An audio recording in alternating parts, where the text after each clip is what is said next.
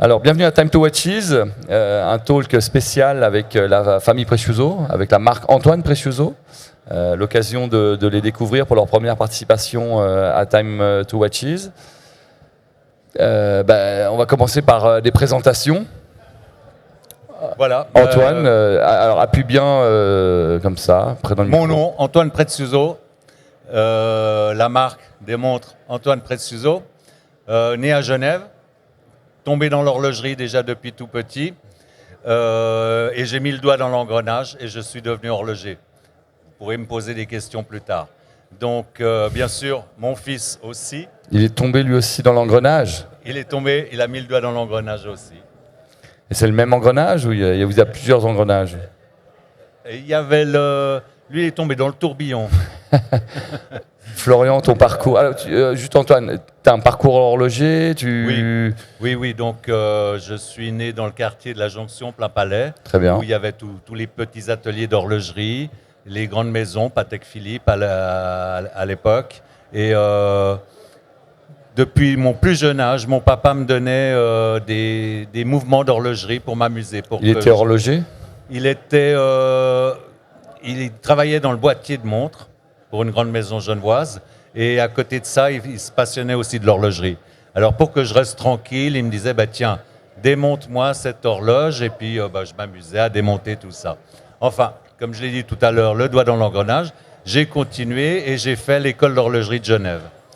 Donc oui, une très belle école, une très belle expérience. Mais à cette époque-là, qu'est-ce qui est arrivé? La crise du quartz. Donc là, on est dans les années 70. Dans les années 70, voilà. ouais. C'était vraiment très, très difficile, une période où tout le monde laissait tomber l'horlogerie mécanique. Les Japonais avaient inventé le Parce quartz. que le souci de la montre, c'est cette précision. Voilà, c'était la course à la précision. Donc le quartz était beaucoup plus précis que la montre mécanique. Donc tout le monde est allé dans le quartz. Mais nous, c'est vrai qu'après 4 ans d'école d'horlogerie, il fallait qu'on trouve un travail et ça a été très, très difficile. Donc, tous mes collègues, mes amis de classe ont tous changé de métier. Et nous, on a continué, je dis. Enfin, on était deux peu spéciaux. Qui sont ces deux spéciaux? On peut dire le deuxième? On peut dire le deuxième, c'était Franck Muller.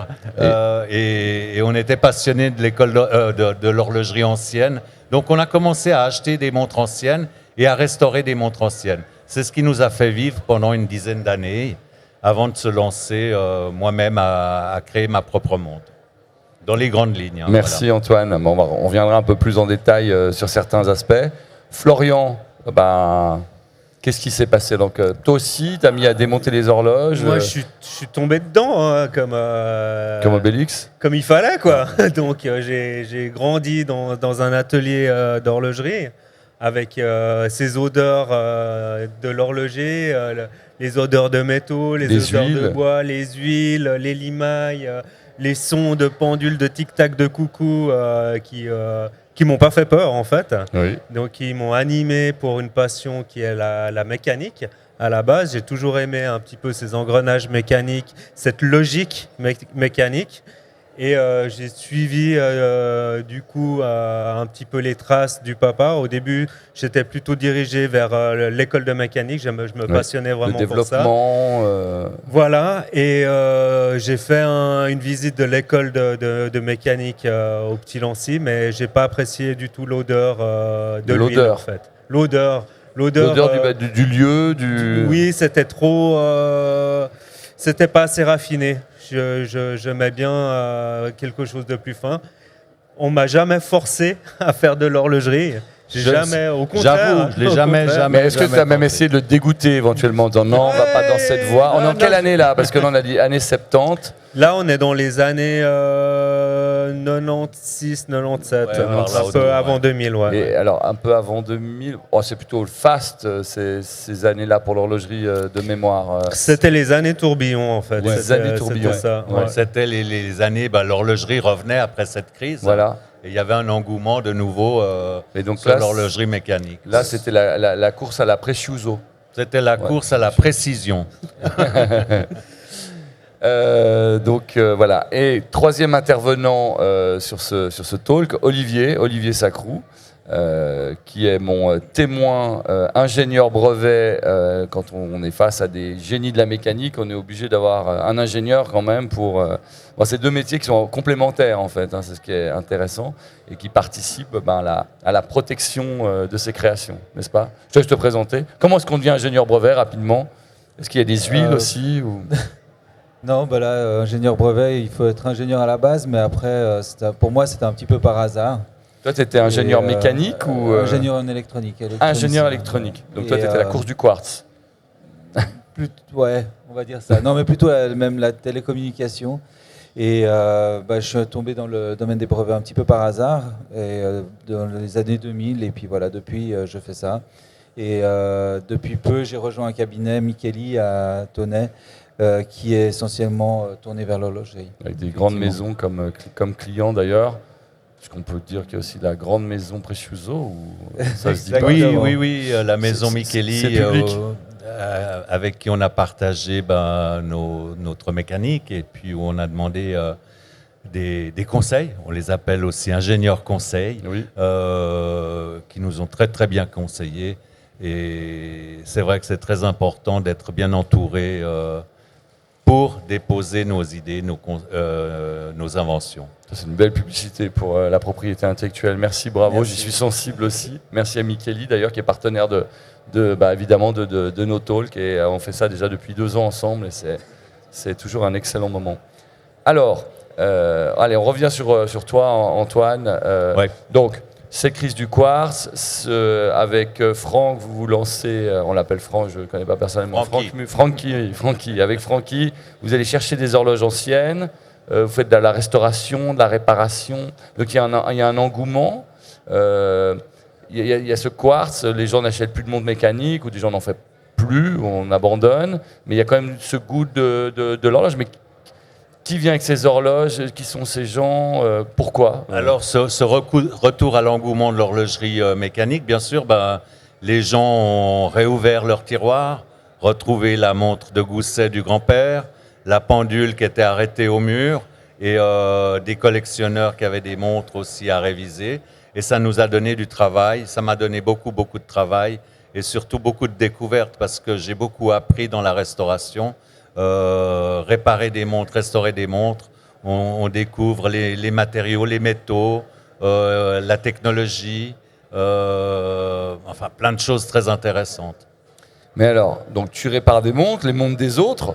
Voilà. Les montres des autres, les montres des autres, les horloges des autres. Des fois il y a des marques, des fois il n'y a pas de marque, des fois il y a des choses exceptionnelles. Voilà, ça a commencé par exemple avec le musée de l'horlogerie, qui m'a donné beaucoup de restauration. Tu parles de quel musée? Musée de Genève. Le musée de Genève, quand il existait encore. Quand il existait encore. Un malheur ici à Genève qu'on aimerait bien voir un jour peut-être corrigé.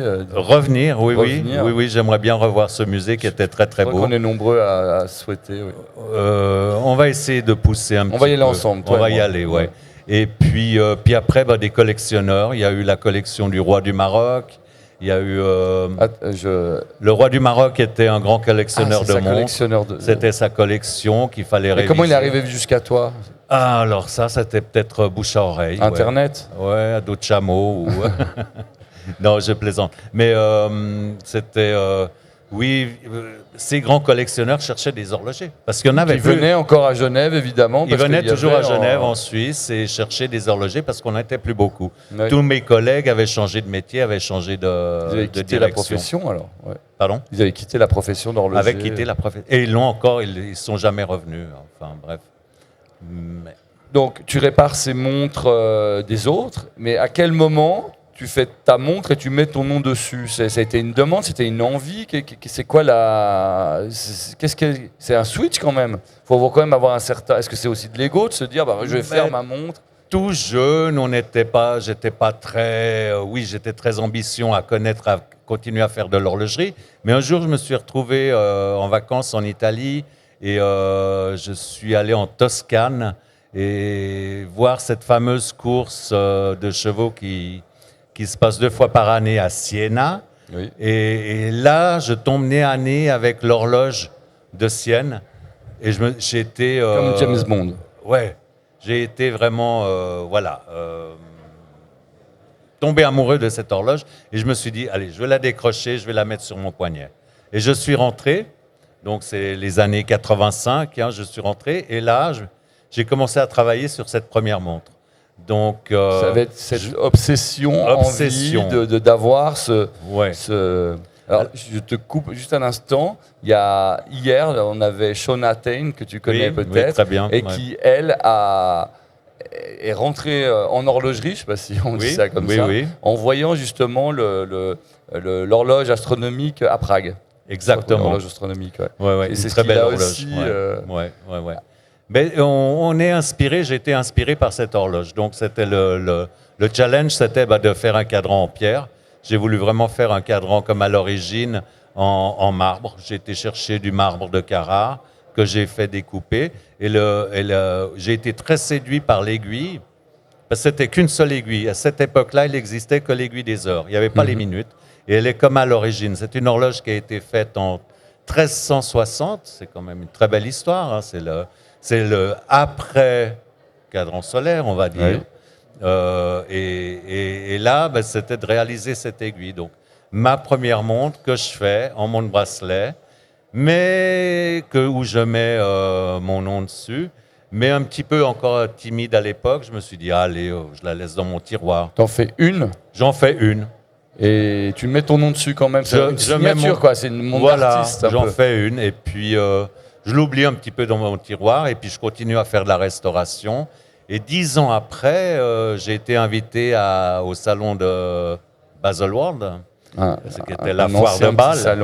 Un petit salon, disparu. Tu sais, où il y a des grillades, des petites... Il y avait des saucisses. Il y avait des saucisses devant. C'était un peu comme Jemal Fna.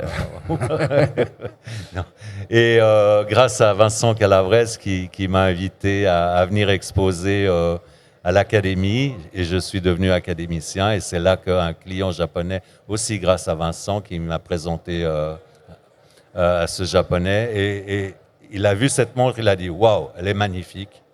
En japonais, « Sugoine !» Et j'ai démarré. Donc l'horlogerie, c'est aussi une histoire d'amitié, j'ai l'impression une histoire d'homme, parce que tu évoquais ses collègues qui ont abandonné la profession. Il y avait celui qui était resté avec toi, qui était Franck Muller. Et puis là, tu nous parles de Vincent, avec qui on a eu un superbe talk hier. Et il y a cette relation d'amitié qui perdure, qui est toujours là, où on se respecte. Et puis vous êtes tous les deux ici, à Time to Watch It, vous ne quittez plus, quoi. Vos femmes sont d'accord de toujours vous laisser partir ensemble. Elles sont là aussi, on va les interroger. Evelyne et May, vous nous direz si vous les laissez trop partir. Mais vous êtes souvent là, heureusement, pour les cadrer. Bon, très bien. Alors, cette montre, on va passer un peu la parole à Florian. Alors toi, tu nais... Ah non, attends, qu'est-ce qui arrive à cette montre dans le japonais? Donc le japonais arrive et puis il trouve cette montre vraiment unique et fantastique. Mais tu viens pour exposer quand même, non? Quand on va à Bâle, on va à Bâle quand même cette démarche de dire je vais montrer quelque chose. On expose cette montre dans une vitrine et il y a beaucoup de monde à Bâle, c'est très très grand. Oui. Mais à l'époque, il y avait que... On est en quelle année là? 95, 96, et il y avait peut-être une centaine, même pas, de marques horlogères, je crois pas. Il faut savoir qu'à son apogée, il y a eu jusqu'à 2000 marques exposantes. Voilà. Et là, ce client a dit, voilà, c'est ça la montre qu'on aimerait, et c'est la porte du Japon qui s'est ouverte pour moi. Encore aujourd'hui, on produit cette montre. Tu es vénéré au Japon. Demi-dieu. Tel Alain Delon. Tu es le Alain Delon de l'horlogerie. Ouais, on peut dire. Allez. Alain Delon. Donc, Florian, toi, tu vas naître dans une maison dans laquelle on fait des montres et où il y a ton nom dessus, enfin le nom familial. Alors il y a le prénom et le nom de ton père. Comment est-ce que toi tu vis ça, enfant? C'est naturel. Bon, évidemment, tu nais dans une maison comme ça, mais c'est quelque chose. Je veux dire, en plus, on est à peu près de la même génération. Les marques, enfin, j'espère, ou pas, je sais pas. Et, les marques, c'est quelque chose qui a de l'importance. Et puis, le nom de ton papa, ton nom de famille est une marque. C'est quelque chose que tu percevais, que tu as compris, disons que au début, c'était pas une marque, c'était un papa. C'était un homme. Et c'est devenu une marque grâce à la maman. Donc je pense qu'on fait les choses à plusieurs pour créer quelque chose. C'était un homme et il est devenu une marque grâce à May. Voilà, faut que l'homme tu nous est devenu expliques un une peu là. marque grâce à May. May, je sais pas ce que tu fais aux hommes, mais méfiez-vous, messieurs, s'il y en a dans la Donc, salle. en gros, pour moi, ce que j'ai ressenti en tant qu'enfant, j'ai grandi en fait en voyant grandir aussi la marque. La marque, c'était deux personnes, c'était les deux piliers, c'était le papa et la maman de la marque. Exactement, bravo. Et ensuite, il y a eu des enfants autour de la marque. Des enfants, il y a plusieurs enfants, t'es pas tout seul. Il y a eu des employés qui sont venus, il y a eu de différents corps de métier qui ont contribué un petit peu à nourrir cette marque. C'est devenu Antoine Prezioso Genève. Et puis moi, j'ai suivi d'abord, on va dire, les études. Oui. Pour t'avais tout de suite cette volonté de vouloir faire de l'horlogerie ou... Ouais, j'ai toujours été C'était animé naturel, par la mécanique. Moi, au début, c'était les sports. policier, Oui, forcément. Ah, bon. Forcément. J'étais animé par la curiosité. Et quand j'étais quelqu'un de curieux, et puis quand je rentrais dans un atelier d'horlogerie, comme quand je vois maintenant mon fils de 5 ans qui rentre dans mon atelier. Donc ça continue en plus. Papa, c'est quoi ça? Pourquoi, à quoi ça sert? Et puis je pense que je ressens ça aussi. C'est ça qui m'a animé, c'est ces questions-là. Et puis c'est d'avoir quelqu'un qui me donne des réponses aussi. Donc quand on a des réponses, forcément on s'alimente, Oui. on s'enrichit et on a envie de construire. Et on a envie de suivre aussi ça. C'est un exemple, c'est une ligne, c'est un fil conducteur, quoi. Donc, J'ai une question encore par rapport à ça. Je vais parler là d'ADN de marque en fait. Voilà, on a l'homme, on a l'ADN de marque. Tu as tout de suite adhéré à cet ADN. Est-ce que tu vois ce que je veux dire? C'est-à-dire qu'on a des choses qui sont très spécifiques, peut-être qu'on pourra les détailler un petit peu, parce qu'il y a déjà cette première pièce qui nous emmène sur de la pierre. Donc la pierre, c'est très important chez Antoine Prezioso. Est-ce que tu t'es posé la question finalement du style ou de l'ADN de la marque? Est-ce que c'était quelque chose de totalement naturel et tu y adhérais? Ou est-ce qu'au contraire, aujourd'hui, tu as aussi fait évoluer les choses ou... Alors, moi, j'ai tout de suite perçu l'ADN de la marque comme étant naturel parce qu'il vient de la nature. En fait, c'est les éléments. Donc, les éléments qui nous entourent, la pierre, le ciel, l'océan, l'oxygène, la pesanteur... une des dernières créations en même temps qui est diffusée par voilà, Showcase. là on est dans d'autres sphères, on est justement en apesanteur, on est Là, il y a de la dans pierre, du justement, planétaire, du tourbillon, des matériaux, donc c'est ces éléments-là qui forment un ADN terrestre. Et l'ADN de nous qui nous anime, c'est ces éléments-là. Ouais, on ne va pas parler d'ADN reconnu design ou quoi que ce soit parce que il y a eu dans la création, on ne se fixe pas vraiment de limite, on n'a pas de cadre, on ne veut pas cadrer ça justement. Donc moi je suis quelqu'un aussi qui n'aime pas être trop cadré. Et Antoine, t'es comment là? Si vous êtes tous les deux des électroniques, qu'est-ce que c'est? May ah oulala. On a développé un différentiel en fait qui a été breveté. Pour la montre. C'est May le différentiel. May, tu es breveté, semble-t-il. Voilà. Comment est-ce qu'on brevette l'humain chez Micheli? Donc le tourbillon, une très belle pièce, comme dit Florian, on est des électrons libres, oui, dans l'horlogerie, dans la création, il faut être un peu fou. Et puis le nez dans les étoiles, l'espace, le tourbillon qui a été inventé pour défier la gravité. Oui. La gravité, les étoiles, l'espace. Un soir d'été, j'ai vu une étoile filante et je me suis dit, mais pourquoi pas faire une montre avec une étoile filante? Et c'est comme ça qu'est née l'histoire du tourbillon et de la météorite. Et de la météorite. Oui, météorite. En quelle année on est quand tu regardes le ciel? 88, 89. Tu es le premier, vous êtes la première marque à faire ces cadrans en météorite. Il n'y avait pas que le cadran, il y avait le boîtier, le remontoir, il y avait... Il fallait la trouver, cette pierre. Bravo, il fallait trouver la pierre. Alors bon, j'en ai vu passer une ou deux dans le ciel, mais un jour je me suis dit, elle tombe pas dans mon jardin, et puis il faut que je cherche l'Indiana Jones de la météorite. Et j'ai découvert une personne, Internet n'existait pas encore à cette époque-là, et j'ai découvert un chercheur de météorites qui qui m'a beaucoup appris, et j'ai vu des collections où il y partait pendant des mois dans le désert et ramassait ces cailloux venus du ciel. Ouais. Et donc cette première montre en météorite, cette météorite, elle a été retrouvée où? Quel genre d'informations on a sur cette météorite? Tu connaissais ce matériau ou... Florian, tu peux en parler. Florian, parle-nous de la météorite. Les premières météorites, nous on a toujours été passionnés de nature, de minéralogie, de fossiles, de cristaux. Je suis cristallier, je vais en montagne chercher des cristaux. Peut-être la future montre, elle ne sera pas en saphir, mais elle sera en cristal suisse, des montagnes suisses, je ne sais pas, enfin bref. On était dans des bourses, on va souvent dans les bourses aux minéraux, et il y a une bourse aux minéraux qui est chaque année à Chamonix, et c'est là où tu avais rencontré... cette personne passionnée de météorites, et puis on voyait les matériaux, les minéraux, et puis on se disait, mais c'est quoi ça? Et là, c'est le coup de foudre. C'est le coup de foudre, et puis après, on apprend à connaître un peu les origines. On lit beaucoup sur l'histoire de la météorite, et quand on découvre que ce corps céleste a des milliards d'années et qui est en hors apesanteur dans le système solaire, ou même bien plus loin, et c'est ça qui est intéressant, c'était de marier l'espace et le temps. Et cette montre nous fait voyager dans l'espace-temps. Qu'est-ce que le temps aujourd'hui? Vaste question. J'ai une question plus technique. Je ne sais pas si tu peux nous répondre, Olivier. Mais alors, est-ce qu'à cette époque-là, on savait usiner ce genre de pierre? Est-ce qu'il faut ou pas du tout? C'était exactement la question que je voulais poser. Comment est-ce que ça se travaille, une météorite? Alors, c'est une matière extraterrestre. Hein. On ne la connaît pas très bien.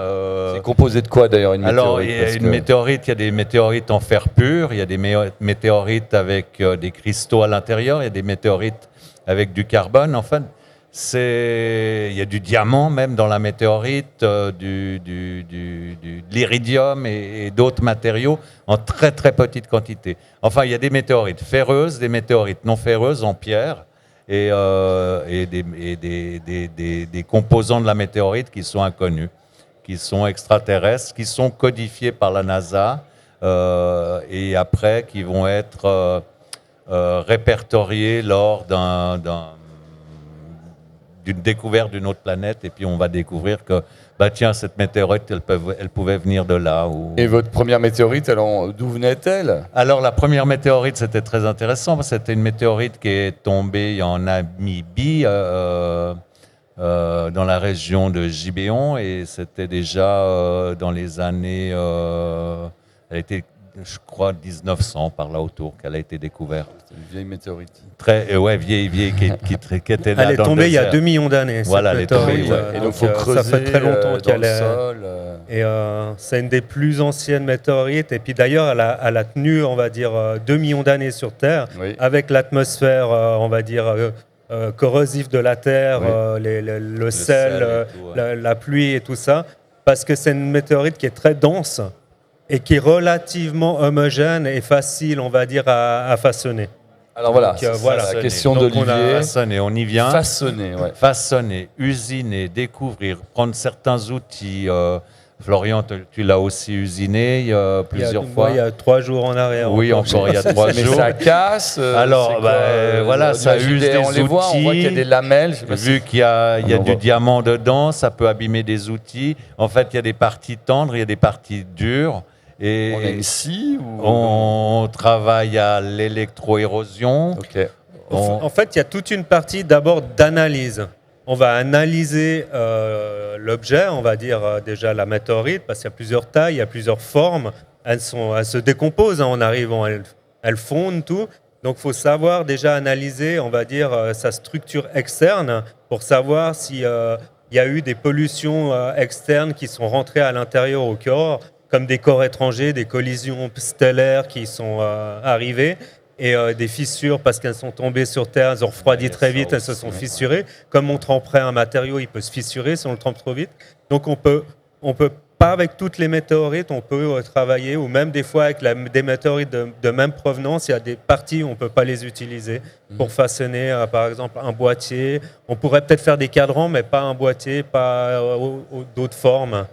C'est une découverte. Quand on achète une pierre, en fait, c'est comme un Kinder Surprise. Exact. C'est-à-dire que si ça se trouve... Il n'y a pas de petits aliens à l'intérieur. J'imagine qu'il y a Évidemment, ça a un coût, donc c'est aussi un pari. C'est pour ça qu'il y a cette phase d'analyse en disant voilà comment on coupe, on impossible comme un diamant. Enfin, d'ailleurs, il y en a, donc savoir si quand on casse ou quand on. Oui, donc c'est voilà, c'est un véritable pari. Il y a beaucoup, Olivier, de montres qui intègrent de la météorite. Je suis incapable de répondre à cette question. Non. Mais de la pierre, oui, effectivement, ça, il y en a eu quelques-uns. La pierre a été utilisée, de la pierre semi-précieuse. C'est vrai qu'il y a une petite tendance maintenant où on commence à voir quelques marques qui utilisent des cadrans météorites. Ouais. Inspirés par les Precioso. Peut-être. Entre autres. Non, la nature également. On s'inspire toujours du passé des bâtisseurs. Un petit peu les premiers à utiliser de la météorite, c'était avant l'âge de fer. C'était les Égyptiens, les Inuits. Ils faisaient des hameçons en météorite. Oui. Des fers de lance. Des poignards aussi en météorite. Le poignard de Toutankhamon. Oui. Donc, le pharaon. Il y a des vertus de solidité, on ne dit pas vertus. Non, c'était la rareté aussi. On parle là de l'âge aussi. Symbolique, l'âge du bronze. Et Toutankhamon, dans son tombeau, avait un poignard en météorite. Donc, plein de messages dans la météorite. On en parle dans les religions, on en parle dans des civilisations. Elle a été utilisée comme outil, elle a été utilisée comme... C'est un message philosophique aussi. Comme talisman, aussi. Autre événement dans le parcours de la marque Antoine Precioso, on pourrait parler des heures, mais il y a quelque chose dont je me souviens bien, c'est que vous avez fait partie de cette collection, est-ce qu'on l'appelle comme ça, chez Harry Winston, qui était l'Opus. Vous êtes l'Opus 2. Comment s'est passée cette aventure? Je crois que tout le monde connaît Maximilien Busser et NBNF. Comment il y a eu cette rencontre? Qu'est-ce qui s'est passé? Alors oui, Maximilien Busser nous a contactés à cette époque-là. Il travaillait avec Harry Winston et il avait eu une idée, c'était de faire travailler des horlogers indépendants. Et là, on a eu l'opportunité, enfin la chance aussi, parce que c'était un très beau projet. En 2002, il nous a contactés pour faire l'Opus 2. Et là, on a eu carte blanche sur la création de cette montre et on s'est vraiment fait plaisir. Florian venait aussi de commencer à participer. Moi, je sortais de l'école d'horlogerie, je débarquais, on va dire. Donc, j'ai débarqué au bon moment, de nouveau dans le tourbillon, parce que le deuxième opus était un tourbillon et on l'a décliné en plusieurs variantes avec des complications. Un quantième perpétuel, des choses comme ça. Et c'est aussi quelque chose qui a fait démarrer la marque parce que c'était une belle collaboration, c'était un super mandat. Alors vous étiez là depuis quand même longtemps. Et en 2002, donc Maximilien Busser était assez jeune, sauf erreur. C'est un jeune qui vous remet en lumière dans le cadre d'une collaboration, ce qui est assez novateur pour l'époque. Aujourd'hui, il y a une tendance quand même à la collaboration. La collaboration avec Winston, elle s'était faite avant déjà Max Busser. Oui, c'est vrai, parce que Harry Winston faisait pas d'horlogerie. Oui. Et ils étaient venus voir le papa pour leur demander de leur faire une montre. Et là, que tu avais designé entièrement, qui était sur une base aussi de tourbillon. Donc en fait, vous travaillez aussi beaucoup pour les autres. Est-ce que ça a continué, ça? Est-ce que ça continue? On n'a pas le droit de tout dire, mais... Non, il n'y a rien à cacher. Je veux dire, j'ai toujours été très heureux de travailler pour d'autres marques aussi, de leur faire quelques créations ou petites séries uniques. Oui. Et vous avez encore le temps, malgré tous les projets? Moi, maintenant, plus ces 10-15 dernières années, c'est vrai qu'on se concentre sur la marque Antoine & Son and Family. Mais je veux dire, non, on continue à créer pour nous maintenant, et puis peut-être il peut y avoir d'autres collaborations, pourquoi pas. Alors, la création, c'est aller chercher des matériaux, c'est aller chercher tout un tas de choses. On a parlé des tourbillons, on a parlé d'innovation. On a justement Olivier, il faut qu'on le fasse parler un petit peu quand même. Toutes ces innovations, elles vont être protégées, pas toutes, ou est-ce qu'on peut... C'est tout petit, une montre. Est-ce qu'on peut encore innover dans l'horlogerie? Est-ce qu'on peut véritablement encore déposer des brevets? Comment ça se passe? Évidemment qu'il y a encore des choses à découvrir, encore aujourd'hui. À inventer, bien sûr, bien sûr. Dans les matériaux, dans la simplification des systèmes. Enfin, vous me corrigerez si je me trompe, mais effectivement, il y a encore beaucoup de choses à faire. Et ça vaut la peine de protéger ces développements pour éviter de se faire piquer l'idée, tout simplement. C'est quoi les challenges alors il faut avoir une idée et après il faut essayer de la mettre en œuvre. Et quel serait l'intérêt en fait? C'est un coût, c'est pour protéger, pour éviter que des tiers fassent comme Antoine Presciuso. C'est ça, c'est protéger sa propre innovation, éviter que d'autres s'en inspirent un peu trop librement. Et évidemment, ça a un coût, c'est sûr, c'est la contrepartie, mais ça doit rentrer dans un business plan aussi, dans un plan de développement de la marque. Et je pense que c'est ce qui vous a permis aussi de perdurer en partie. Absolument, oui. Je donnerais ce conseil à tous les horlogers. Vous allez travailler sur une innovation, vous allez y passer des jours et des nuits, vous allez trouver une solution, mais protégez votre idée, protégez enfin votre création. Et puis, faut bien vous entourer d'un ingénieur conseil comme le cabinet Micheli, qui est très bien, je le répète, spécialisé dans l'horlogerie. On va distribuer des parce cartes. Ils nous ont très bien foule. conseillés. Et c'est rassurant. C'est rassurant parce que j'ai fait d'autres créations. Et puis, voilà, oui, je suis le premier, c'est génial et tout. Puis tout d'un coup, l'année d'après, on la voit. Tiens, mais comment il m'a piqué mon idée ou on a eu l'idée en même temps. Vous avez eu ce phénomène? Il y a eu ce phénomène, mais oui, bien sûr. Et là, on se dit, zut, j'aurais dû la protéger. Et c'est pour celles qui ont été protégées, est-ce que vous avez déjà eu à montrer les dents Mais bien sûr, on voit toujours quelqu'un qui marche sur nos plates-bandes et puis il faut tout d'un coup aller toquer à la porte. Attention, là, tu es sur notre brevet, on peut trouver une solution. Et ça se passe bien entre horlogers, justement, il y a quand même une famille de l'horlogerie. Tout se négocie, on trouve des solutions, oui, tout à fait. Après, on peut donner une... Aide-moi, Olivier. Une licence, voilà. Florian, tu voulais ajouter quelque chose? Oui, moi je voulais dire que la propriété intellectuelle, c'est quelque chose qui donne de la valeur à nos idées. Donc ça permet aussi de sauvegarder, on va dire, officialiser nos idées et puis pour pouvoir les partager aussi. C'est aussi qu'il y a une monnaie, on va dire, d'échange. Les idées, les brevets, ça crée aussi la notoriété d'une marque ou d'un laboratoire, ces brevets.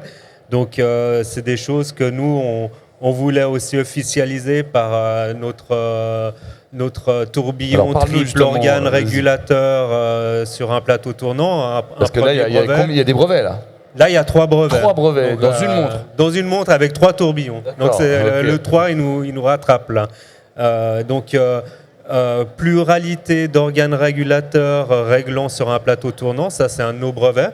Donc il y a plus d'un, pluralité, donc on pourrait en mettre à plus que 3, mais on s'est dit jamais 203, donc on a mis 3. Et ensuite, on a observé un phénomène physique qui est la résonance. Donc la résonance au niveau de l'acoustique de la montre. Donc c'est pas une résonance de proximité ou c'est pas une résonance en lien qui crée une synchronicité, c'est de l'acoustique en fait. On est vraiment plus dans un instrument de musique chronométrique c'est à l'oreille c'est quand on va écouter la montre C'est quand on va écouter la montre et puis c'est quand le système réglant, donc l'organe régulateur, le balancier, va se mettre en phase. Donc il va osciller à la même vitesse. On observe ce phénomène tous les jours en fait. Dans la rue, des fois quand on voit un couple marcher, on voit ils sont en harmonie, ils sont en phase. On voit les jambes qui se croisent à la même vitesse. Et puis on peut observer quand on est un petit peu observateur ce genre de phénomène un peu partout. Donc c'est un phénomène naturel. Comme vous, père et fils, en harmonie de temps en temps, mais pour l'harmonie, il faut un différentiel. Donc le différentiel, c'est le troisième brevet, c'est notre dernier brevet, c'est ce différentiel qui régule justement cette phase harmonique dans cette pièce tourbillon. Donc voilà, on a breveté ces idées, on leur a donné de la valeur pour qu'on soit déjà pour le moment les seuls à le faire, et puis aussi pour pouvoir peut-être inspirer d'autres personnes, d'autres marques, d'autres créateurs sur cette vision-là de l'harmonie et puis des fréquences et puis de la résonance. Donc, les clients valorisent les brevets, c'est quelque chose Enfin, est-ce que c'est le genre de retour? Est-ce que des clients qui vous disent c'est breveté ou... Non, mais les clients, ça les rassure aussi. Ça Ok. dit, ah bah tiens, c'est pas commun, c'est un système Oui, unique. ça valide l'innovation. Ça en fait. valide Si j'ai eu un l'innovation. brevet, c'est que j'ai innové en fait. Exactement, oui. Oui, puis nous, ça rassure aussi un peu notre ego en disant on est des inventeurs. Parce qu'on est inventeurs, on devient inventeur. Olivier, comment tu Et c'est un gères titre. l'ego des horlogers inventeurs? Comment ça se passe? Ça se passe bien ou... L'ego des horlogers, ça va en général. C'est C'est pas- vrai. Ouais. Mais des fois, ils ont peut-être imaginé qu'ils ont inventé des choses qu'ils n'ont pas inventées. Comment ça se passe? Ah, ça arrive, effectivement, ça arrive que malheureusement il faille les décevoir parce qu'il y a déjà des choses, enfin dans l'horlogerie il y a quand même beaucoup de choses qui ont été faites depuis plusieurs décennies, même plus que ça. Ça fait à peu près un peu plus de 100 ans que des brevets sont déposés, enregistrés. Donc c'est sûr qu'il y a beaucoup de choses qui ont été décrites et des fois on doit décevoir des inventeurs en leur disant bah écoutez je suis désolé mais j'ai trouvé un document de 1850 qui décrit ça. Non, j'exagère un peu mais ça arrive ce genre de situation. Mais dans l'ensemble non ça se passe plutôt bien. Il y a toujours quelque chose, il y a toujours une innovation, il y a toujours. Enfin le but c'est justement d'identifier avec l'inventeur, avec l'horloger. Et d'une manière générale dans tous les domaines, c'est un peu ça, c'est d'identifier la partie qui vraiment Qui est vraiment innovante en fait. Parfois, ça peut être une petite chose dans un ensemble très complexe. Voilà, mais qui est déterminante quand même pour l'amélioration, je sais pas, de la régularité, de la simplification ou des choses comme ça. Pour terminer ce talk, j'aimerais... Voilà, il y a Florian, mais il y a aussi Laura. Qui est Laura? Laura. Je sais pas si Laura est là. Elle n'est pas là, elle est là, Laura. Faut peut-être appeler Laura Prezioso Laura sur Prezioso scène. sur scène, elle est où Laura Prezioso? On pourrait la faire venir. Bah Elle oui, n'est pas ce là. serait Non, sympa. Elle n'est pas là. Ok. Elle n'est pas là. Donc Bon. Laura, ma fille, Oui. ta T'es sœur. une fille en fait, ta sœur. Voilà. Donc, Qui n'est pas tombé loin. qui est pas Uni. tombée loin, c'est Voilà. vrai. Mais qui Et est elle aussi, elle restée était dans dans les huiles, dans les limailles, dans les... qui est restée dans l'ambiance de Voilà, l'horlogerie. bah voilà, il y a Showcase qui Et nous montre... elle a dessiné Qu'est-ce que c'est? de la bijouterie mécanique. Bijouterie mécanique. Une Alors là, faut nous bijouterie expliquer. horlogère. On innove là parce que jamais personne n'a fait ça. Et elle n'a pas voulu indiquer l'heure dans ses bijoux, mais indiquer d'autres fonctions, comme ici la phase de lune. Donc un bijou Superbe. vivant. Indication lunaire. Elle en a fait un autre aussi avec un tourbillon qui ne donnait pas l'heure, mais avec un message à l'arrière, mon cœur bat pour toi. Donc Il y a juste un tourbillon. Juste un comme tourbillon. À la place de la phase de lune, il y a ça, le, voilà, ça il y a le c'est tourbillon. Et là, il y a le tourbillon of love, on l'a appelé comme ça, et avec le petit message à l'arrière. Donc, on innove aussi dans la famille continue à créer. Laura, bijoutière, super. enseignante à l'école d'art déco des arts de Genève, et à côté, Elle a une marque elle aussi? Est-ce que ça s'appelle Antoine c'est Prezioso? Antoine Prezioso by Laura, Ah, donc elle a gardé quand même le prénom du papa dans... pour l'instant. Enfin, de la marque. Ouh, alors attention. Merci. Olivier, est-ce que tu veux ajouter quelque chose dans le cadre de ce talk? Ou toute autre chose? Est-ce que c'est un message à faire passer Antoine, Florian, est-ce que vous voudriez délivrer un dernier message? Le message, c'est déjà d'être dans ce salon qui est magnifique, et puis on est très content de partager notre passion avec vous, et n'hésitez pas à nous poser des questions si vous avez Voilà. des questions. On est dans le carré des indépendants là-bas, et puis je remercie Olivier et toi-même, et puis on va rester en contact. J'espère, on s'écrit, on s'appelle. Oui. Voilà. Merci à tous. Moi, je vous propose c'est qu'on redescende vers le sol et que on fasse un petit bout de discussion avec l'audience, et que ensuite la visite puisse se poursuivre donc dans l'espace indépendant, où on retrouve notamment Antoine Prezioso, Merci. mais aussi Vincent Calabrese et également Franck Yuzzi Franck Yuzzi et Bob Bray de Sinclair Harding. Vous allez voir des très belles créations de nouveau, des pièces uniques, et puis beaucoup de créativité, de passion.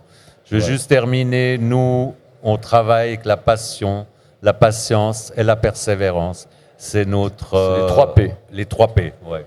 Encore un 3. Ouais. Encore un Il y a 3. quelque chose avec ce 3. Ouais, Merci mille fois, merci à vous, Merci merci à vous. tous. Merci. Voilà, prochain talk à 17h avec l'ami Romaric André, seconde, qui a aussi son univers. Il a détourné les aiguilles des montres de différentes montres. Je ne sais pas si vous le connaissez, mais c'est vraiment quelqu'un aussi à rencontrer, très créatif.